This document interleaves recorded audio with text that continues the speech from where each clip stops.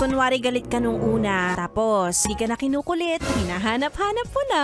Ayan na, para sa mga pakipot nung una, kunwari maldita, pero sobrang rupok naman pala. Huwag alala, gets kita.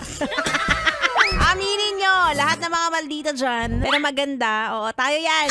Yung nawala ang pangungulit ng crush mo, ay naku, wala na, hinanap-hanap niya na. Gusto niya na yung araw-araw. Ba't di mo nag-good morning to? Eh, di ka naman nagre-reply, nakakaloka ka. May bisita ko aga-aga dito ng bubulabog siya. Si Jomar! O Jomar, ano ba? Ano ka ba? Pakipot o sunggab ng sunggab? Pakipot muna sa una, tapos susunggaban na agad. Napaka-solid ng sagot mo, parang pinag-isipan mo.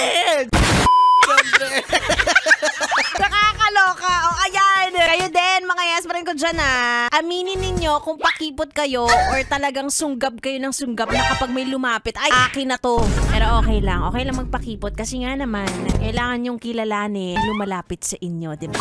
Yung sunggab ng sunggab, tsaka na yun.